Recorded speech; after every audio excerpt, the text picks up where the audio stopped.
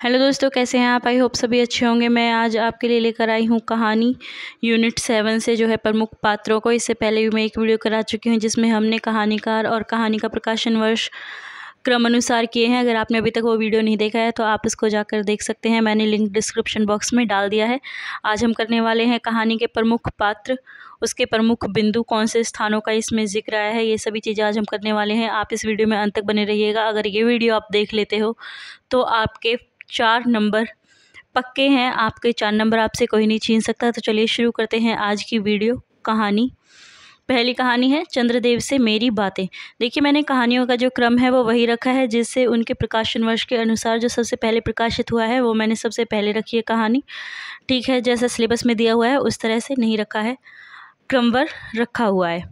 तो पहली कहानी है चंद्रदेव से मेरी बातें, जिसको लिखा है किसने, राजेंद्र बाला घोष ने। लेकिन वो लिखती किससे थी, बंग महिला के नाम से लिखती थी। अगर उसके प्रकाशन वर्ष की बात की जाए तो चंद्रदेव से मेरी बातें जो है कब प्रकाशित हुई है, 1904 में। और प्रकाशन कहाँ पे हुआ है इसका, सरस्वती पत्रिका में। तो जब सबसे पहले इसका प्रकाशन हुआ था तो वो निबंध के रूप में हुआ था। ये भी आपको याद रखना है, क्योंकि अब बहुत ज़्यादा डीप क्वेश्चन पूछे जाने लगे हैं तो आपसे कुछ भी पूछा जा सकता है। ठीक है, कहानी जो है पत्रात्मक शैली में लिखी गई है और इसकी जो भवदे पांडे जी हैं, इन्होंने इसे हिंदी की पहली राजनीतिक कहानी भी माना है। देखिए, अब इस तरह के क्वेश्चंस आते हैं कि किसने चंद्रदेव से मेरी बातें कहानी को पहली राजनीतिक कहानी माना है, तो आपको आंसर देना है भवदे पांडे। ठीक है, अगर हम कहानी के प्रमुख बिंदुओं की बात करें तो देखिए, इसमें मैं आपको ब्रीफ में बता देती हूँ कि इसमें लॉर्ड कर्जन और उसकी व्यवस्था पर जो है व्यंग किया गया है। उस समय की भारत की आर्थिक, राजनीतिक, सामाजिक स्थिति का वर्णन किया गया है। ठीक है, जो ये कहानी है ये चंद्रदेव को संबोधित करते हुए लिखी गई है। मतलब जो लेखिका हैं, कहानीकार हैं, वो क्या कर रही है, चंद्रदेव को पत्र लिख रही हैं और उसी के विषय में यह पूरी कहानी लिखी गई है।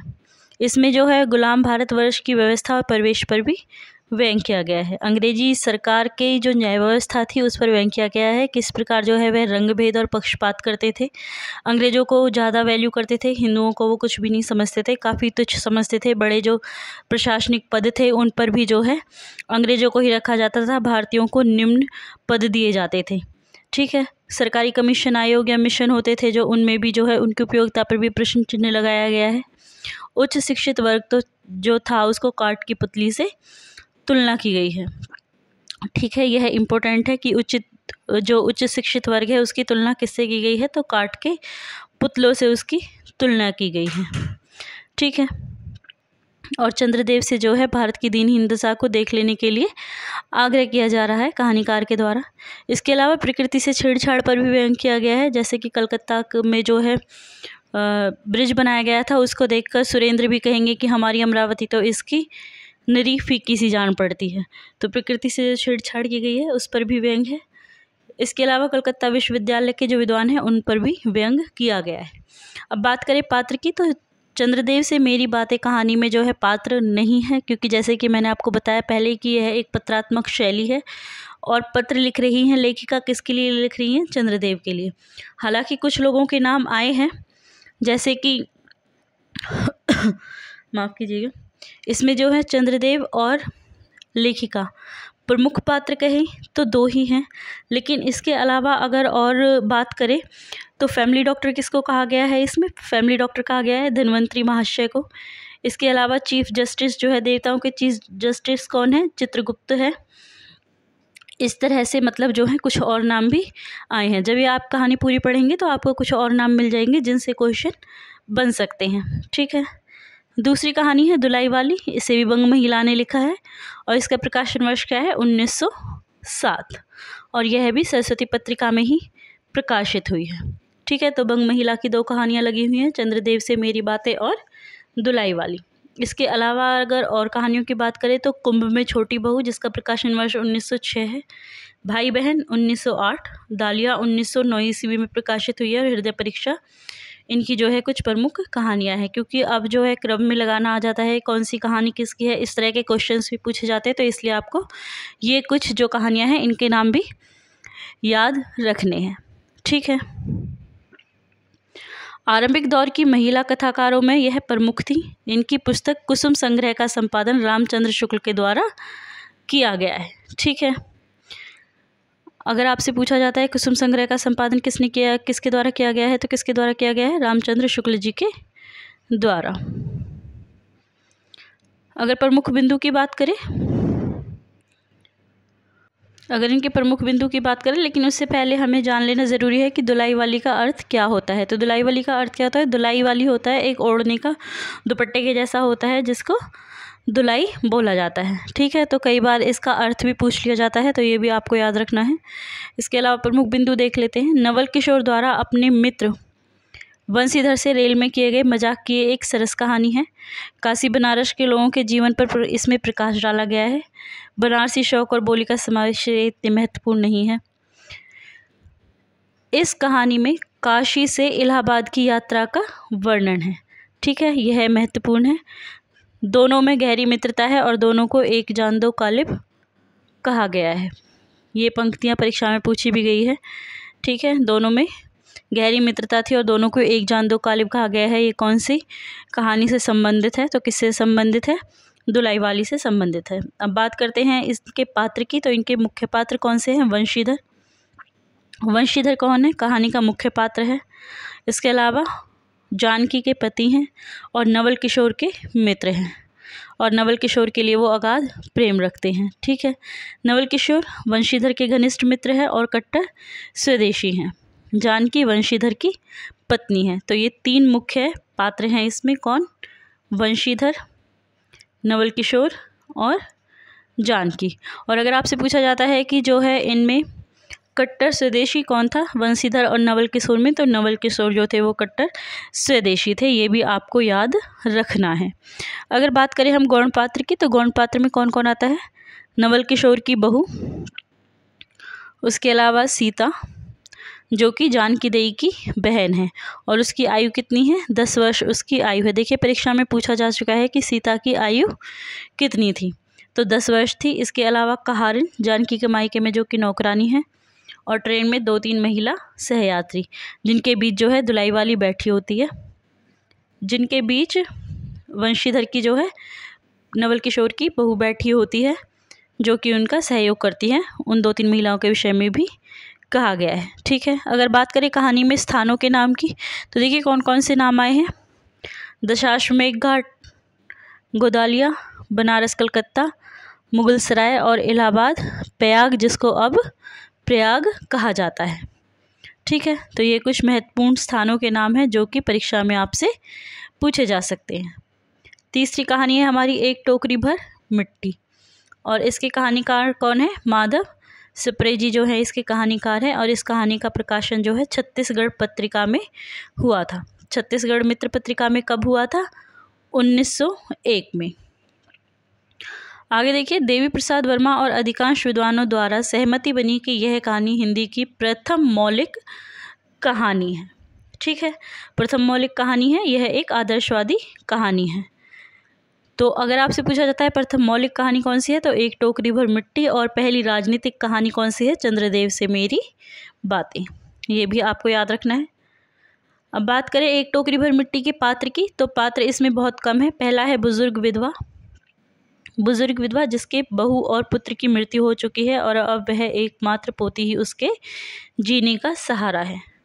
दूसरा है जमींदार जो कि दम्भी व्यक्ति है, यानी कि काफ़ी जो है समृद्ध व्यक्ति है। बाद में टोकरी भर मिट्टी न उठा पाने के अहंकार का त्रोहित हो जाना इसका मुख्य बिंदु है। ठीक है, अगर मैं इस कहानी की आपसे समरी कहूँ तो जो जमींदार है वो अपनी हवेली का जो है स्पेस बढ़ाना चाहता है, लेकिन बुजुर्ग विधवा की जो झोपड़ी है वो उसमें रुकावट बनती है और उसका वकील जमींदार का उल्टे सीधे दांव पेच लड़ाकर झोपड़ी को जो है जमींदार के हक में करा देता है।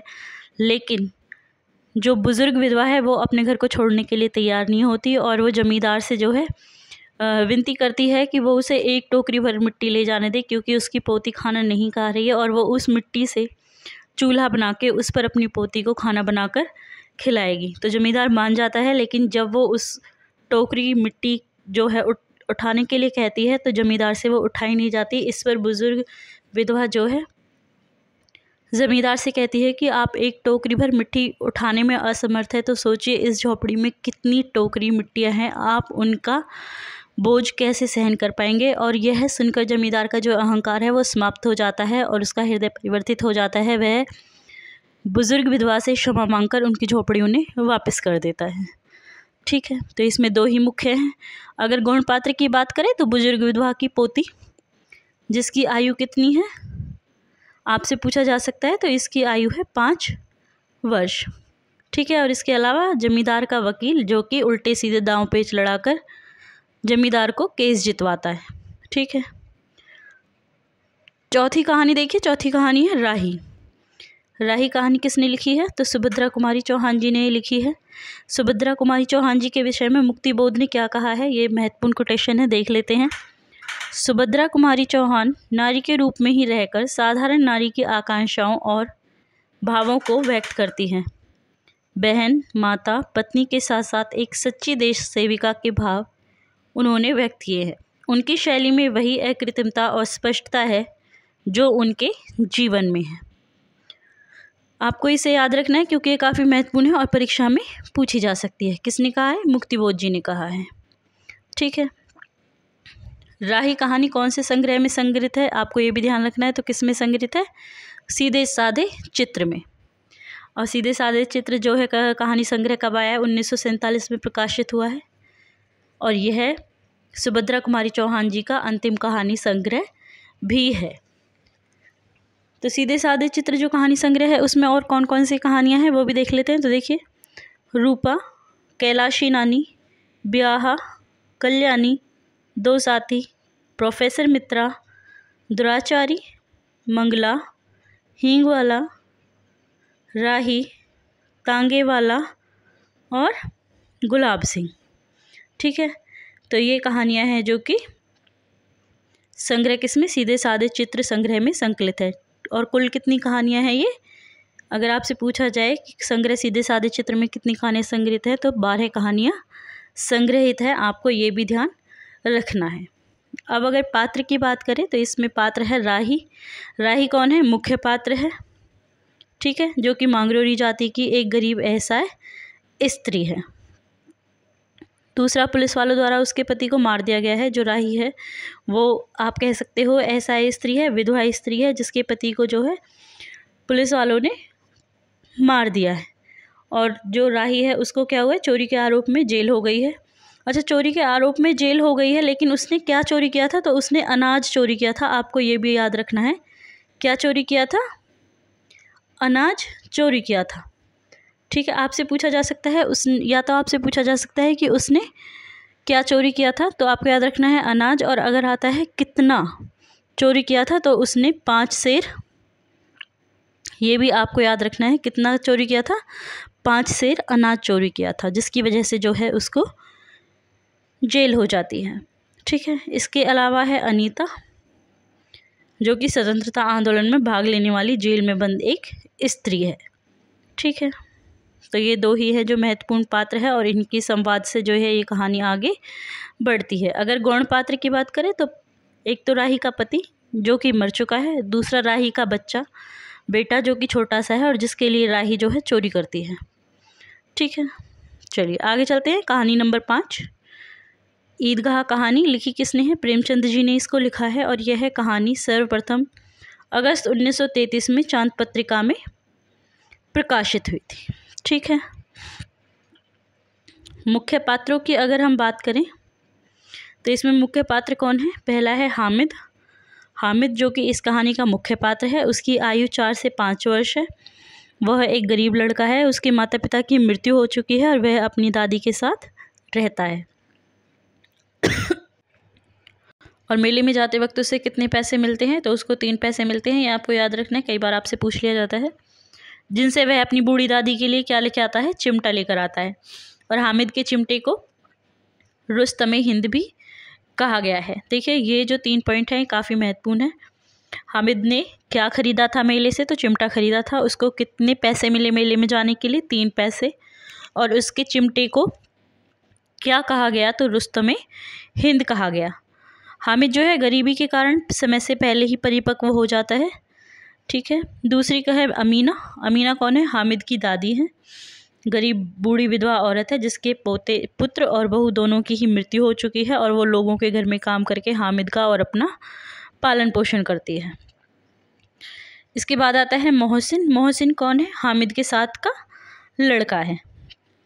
उसके पास कुल 15 पैसे हैं, मतलब मेले में जाने के लिए उसको कितने पैसे मिलते हैं? 15 पैसे मिलते हैं। यह मेले में भिश्ती खरीदता है। ठीक है। कमर झुकी हुई है, ऊपर मशक है, पानी उड़ेलना ही चाहता है। ये किसके बारे में कहा गया है? ये उसके भिश्ती के बारे में कहा गया है। मोहसिन के मामू थाने में कांस्टेबल है, जो कि हमें आगे पता चलेगा कि जो ये है पुलिस के भ्रष्ट प्रशासन, भ्रष्ट व्यवस्था का जो है आप कह सकते हैं एक तरह से भ्रष्ट व्यवस्था जो है भ्रष्ट पुलिस की भ्रष्ट व्यवस्था का प्रतीक है। ठीक है। दूसरे हैं महमूद। महमूद भी हामिद के साथ का लड़का है और उसको मेले में जाने के लिए कितने पैसे मिलते हैं? 12 पैसे मिलते हैं। ठीक है। यह मेले में क्या खरीदता है? सिपाही खरीदता है। 12 पैसे इसको मिले हैं। ठीक है। सिपाही कैसा है? उसने खाकी वर्दी पहनी हुई है और लाल पगड़ी बांधी हुई है, कवायद लिए चला जा रहा है। ठीक है। नूरे, हामिद के साथ का एक और लड़का, यह मेले में वकील खरीदता है। ठीक है। और वकील के विषय में क्या कहते हैं कि कैसी विद्वता है उसके मुख पर, रहे हैं बहस किए चले जा रहे हैं। और अंत में है सम्मी। सम्मी कौन है? हामिद के साथ की लड़की है। ठीक है। यह मेले में धोबिन और खंजड़ी खरीदती है। ठीक है। तो अगर आपसे पूछा जाता है पैसों के बारे में, तो हामिद को कितने पैसे मिले हैं? 3 पैसे हामिद को। उसके बाद मोहसिन को 15 पैसे। ठीक है। मोहसिन को 15 पैसे मिले हैं। मोहसिन के बाद नाम आता है, मोहसिन के बाद कौन है? महमूद। महमूद को कितने पैसे मिले हैं? 12 पैसे। नूरे और सम्मी के पैसे का जिक्र नहीं आया, तो इसलिए आपको इन तीनों के याद रखने हैं। ठीक है। और किसने क्या खरीदा है ये भी आपको याद रखना है। आगे चलते हैं। अगर बात करें ईदगाह कहानी के गौण पात्र की, तो कौन कौन है? चौधरी क़यामत अली, जो गांव का सबसे धनवान व्यक्ति है।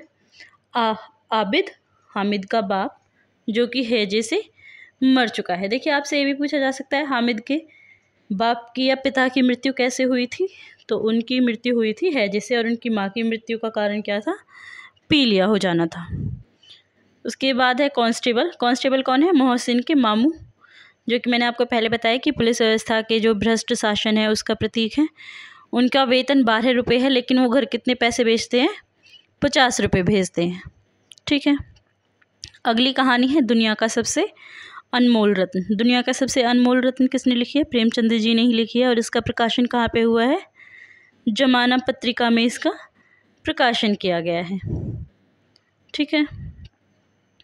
अगर संग्रह की बात करें तो ये सोजे वतन में संग्रहित है 1908 में, जो कि प्रेमचंद जी का पहला कहानी संग्रह था और उर्दू में लिखा गया था। ठीक है। सोजे वतन में और कौन कौन सी कहानियाँ संग्रहित थी उनके भी नाम देख लेते हैं। इश्क़ दुनिया व हुब्बे वतन, जिसमें कि सांसारिक प्रेम और देश प्रेम की व्याख्या की गई है। उसके बाद है दुनिया का सबसे अनमोल रत्न, यही मेरा वतन है, शेख मखमूर, सिले मातम। तो प्रेमचंद जी का जो कहानी संग्रह है सोजे वतन, उसमें 5 कहानियाँ संकलित हैं। प्रेमचंद के इस कहानी संग्रह को ब्रिटिश सरकार ने सेडिशन अर्थात राजद्रोह का आरोप लगाकर जब्त कर लिया था, और उसके बाद ही जो है प्रेमचंद के नाम से कहानियाँ लिखना इन्होंने शुरू किया था। ठीक है। पहले ये उर्दू में लिखते थे, और उसके बाद जब इनका यह सोजे वतन नामक जो कहानी संग्रह है जब्त कर लिया गया, उसके बाद ये हिंदी में लिखने लगे थे। आगे चलते हैं। अगर इसके प्रमुख बिंदु की बात करें तो इसमें किसकी कहानी है? दिलफरेब और दिलफिगार की कहानी है।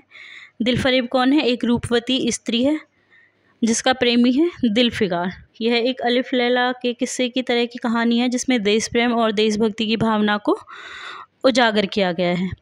इसमें जो है 3 अनमोल रत्न बताए गए हैं। तो पहला अनमोल रत्न कौन सा है? पवित्र आंसू। दूसरा सती की चिता की राख, और तीसरा है देश की सेवा में कुर्बान सिपाही के खून का आखिरी कतरा। ठीक है। प्रेम के आदर्श और पवित्रता का इसमें चित्रण किया गया है। और अगर स्थान की बात करें तो इसमें कौन से शहर का जिक्र आया है? तो इसमें मिनोसवाद शहर का जिक्र आया है, जो कहाँ पर है? इटली में है। अब चलिए इसके पात्रों की बात करते हैं। तो मुख्य पात्र है इसमें दिलफरेब। दिलफरेब कौन है? नायिका है कहानी की, सौंदर्य की देवी है जो दिलफिगार जिससे प्यार करता है। इसके अलावा वो कहाँ की मल्लिका है? मिनोस्वाद की वो मल्लिका है। और मिनोस्वाद कहाँ पे है? इटली में है। ठीक है, जैसा कि ऊपर बताया गया था, इटली शहर में है। मिनोस्वाद शहर कहाँ है? इटली में है। और दिलफिगार को दुनिया का सबसे अनमोल रत्न लाने के लिए कहती है। अंत में दिलफिगार द्वारा जो है अनमोल रत्न जब ले आता है दिलफिगार, तो उसके शब्द क्या होते कि आज से तू मेरा मालिक है और मैं तेरी लौंडी, मतलब कि मैं तेरी सेविका। दूसरा जो महत्वपूर्ण पात्र है वो है दिलफिगार। दिलफिगार कौन है? दिलफरेब का सच्चा प्रेमी है। मतलब वो उससे सिर्फ शारीरिक सौंदर्य से ही प्रेम नहीं करता, बल्कि वो उससे सच में सच्चा और आप कह सकते हो सच्चे के साथ साथ पवित्र प्रेम भी करता है। दुनिया का सबसे अनमोल रत्न वह ढूंढ कर लाता है। देखिए इसमें है दुनिया का सबसे अनमोल रत्न, और इसमें जो है 3 रत्नों की बात हुई है। ठीक है, तो पहला कौन सा है? पहला है पश्चाताप के आंसू। गौण पात्र देखिए काला चोर। काला चोर के ही आंसू होते हैं, जो कि पहला रत्न इस कहानी में माना गया है। काला चोर कौन है? जिसने सैकड़ों आदमियों को कत्ल किया है और उसको फांसी की सज़ा दी गई है। लेकिन फांसी की सज़ा से पहले जब उसकी अंतिम इच्छा पूछी जाती है तो वह एक बालक से मिलने के लिए आग्रह करता है, और पहले अनमोल रत्न के रूप में दिलफिगार जो है उसके आंसू को लेकर जाता है। ठीक है, दूसरा है बुजुर्ग। गौण पात्र हरा अमामा बांधे एक बुजुर्ग, जिसके हाथ में क्या है? तस्बीह है और दूसरे में लाठी, जो दिलफिगार को पूरब की ओर हिंदुस्तान भेजता है।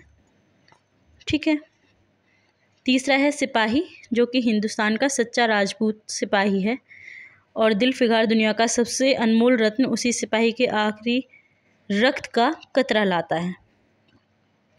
लेकिन उससे पहले जो है दूसरा आता है वो है युवती का। जो युवती का इसमें जिक्र किया गया है जिसके पति की मृत्यु हो चुकी है, और वह उसके साथ जब सती हो जाती है तो उस चिता की राख को जो है दूसरे अनमोल मोती के रूप में माना गया है।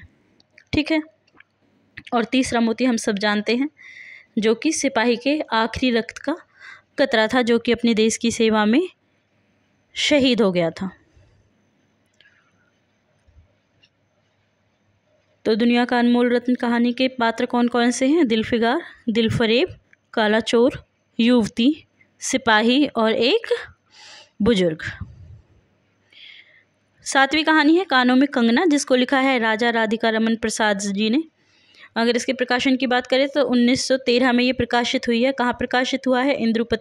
इंदु पत्रिका में इसे प्रकाशित किया गया है। कहानी का नायक जो नरेंद्र है इसमें अपनी आपबीती लिख रहा है, अतः हम कह सकते हैं कि यह एक आत्मकथात्मक कहानी है। ठीक है, चलिए कहानी का प्रमुख बिंदु देख लेते हैं। इस कहानी का भाव क्या है? केंद्रीय पात्र या फिर कथावाचक आप जो चाहे कह सकते हैं। नरेंद्र का किरण से प्रेम। किरण कौन है? केंद्रीय नारी पात्र है, मुख्य नारी पात्र। उससे प्रेम, उसके बाद विवाह, और फिर किन्नरी के सौंदर्य से वशीभूत हो प्रेम विमुख हो जाना, और अंत में किरण के प्राण त्याग के समय वास्तविकता के एहसास होने की कहानी है। तो किन्नरी कौन है? एक वैश्या है, जिसके प्यार में पड़कर जो नरेंद्र मुख्य पात्र है वह अपनी पत्नी के प्रेम को भूल जाता है। लेकिन अंत में जब उसकी पत्नी की मृत्यु हो जाती है उसके बाद उसे एहसास होता है कि जो उसका वास्तविक प्रेम था वो उसकी पत्नी ही थी। ठीक है, अगर हम बात करें कहानी के पात्र की तो इसमें मुख्य पात्र कौन है? किरण है, जो कि कहानी की नायिका है और नायक की जो है पत्नी भी है, प्रेमिका भी है, और उसके गुरु योगीश्वर की पुत्री है। ठीक है, नरेंद्र के गुरु हैं जो योगीश्वर। आपको पूछा जा सकता है नरेंद्र के गुरु का क्या नाम था? तो योगीश्वर था। किरण आदर्शवादी नारी है। दूसरे पात्र हैं नरेंद्र, किरण का पति, जो पहले उसके पिता का ही शिष्य रहता है। और इसके अलावा है योगीश्वर, जो कि नरेंद्र के गुरु हैं और किरण के पिता हैं। अगर बात करें हम गौण पात्रों की तो गौण पात्र कौन है? एक है जूही, जो कि नरेंद्र के घर की नौकरानी है। दूसरा है किन्नरी, जो कि एक वैश्या है और इस कहानी की आप उसे खलनायिका भी कह सकते हो, क्योंकि उसी के प्रेम के वश में होकर जो नायक है वो नायिका के प्रेम को भूल जाता है। इसके अलावा मोहन नरेंद्र के पहचान वाला है, जिसके साथ वह अपने गुरु से मिलने जाता है। ठीक है, तो ये है इसके गौण पात्र। 8वीं कहानी है उसने कहा था, जिसको लिखा है चंद्रधर शर्मा गुलेरी ने। यह कहानी कब लिखी गई है? तो 1915 में लिखी गई है। और इसका प्रकाशन कहाँ पे हुआ है? सरस्वती पत्रिका में इसका प्रकाशन हुआ है। ठीक है, प्रथम विश्व युद्ध पर आधारित ये कहानी है। ये भी आपको याद रखना है, क्योंकि कई बार पूछ लिया जाता है प्रथम विश्व युद्ध पर आधारित कहानी या प्रथम विश्व युद्ध के समय की कहानी कौन सी है। अगर पात्र की बात करें तो मुख्य पात्र है लहना सिंह। लहना सिंह के विषय में थोड़ा सा जान लेते हैं। 77 सिख राइफल्स में जमादार है। बचपन से अपने मामा के यहाँ पर एक लड़की से उसको प्रेम हो जाता है, जो बाद में सूबेदारनी बनती है। लहना सिंह के कर्तव्यनिष्ठ सिपाही और कुशल सिपाही है। ठीक है, उसके बाद आता है सूबेदारनी। सूबेदारनी जो कि हजारा सिंह की पत्नी और बोधा सिंह की माँ है। इसके अलावा लहना की आप कह सकते हो बचपन की प्रेमिका भी है। ठीक है, तो सूबेदार हजारा की पत्नी, बोधा सिंह की माँ और बचपन के लहना की प्रेमिका। आगे है सूबेदार हजारा सिंह, सूबेदारनी का पति और बोधा सिंह का पिता, और लहना सिंह को बहुत चाहता है। ठीक है, तो वो भी 77 सिख राइफल्स में ही है, सूबेदार हजारा सिंह। उसके बाद आता है बोधा सिंह। बोधा सिंह कौन है? हजारा सिंह और सूबेदारनी का पुत्र। तो ये हैं मुख्य पात्र। लहना जो है नायक है इस कहानी का, और सूबेदारनी आप कह सकते हो एक तरीके से नायिका है, जिससे लहना सिंह बचपन में प्रेम करता है अपने मामा के गांव में जो मिलता है जिसे। ठीक है, और जो सूबेदारनी है उसका विवाह किससे हो जाता है? सूबेदार हजारा सिंह से उसका विवाह हो जाता है, जिसको उसे पुत्र होता है, जिसका नाम वो बोधा सिंह रखते हैं।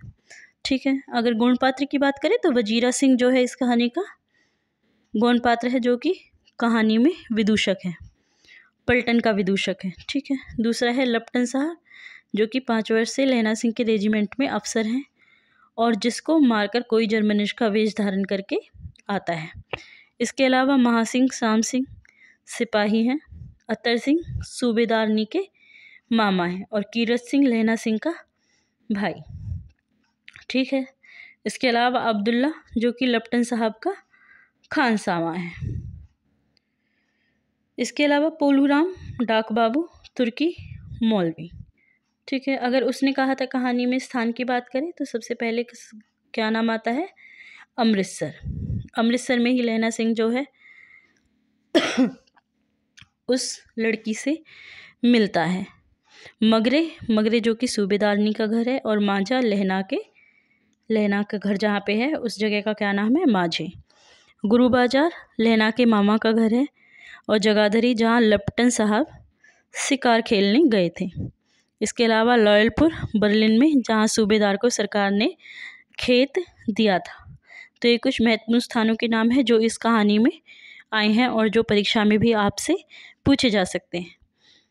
ठीक है, एक आ सकता है कि जब जो लहना सिंह है वो कितने वर्ष के थे जब उन्होंने उस लड़की से पूछा था कि तेरी कुड़मई हो गई, तो उस वक्त लड़की की आयु क्या थी? लड़की की आयु थी 12 वर्ष।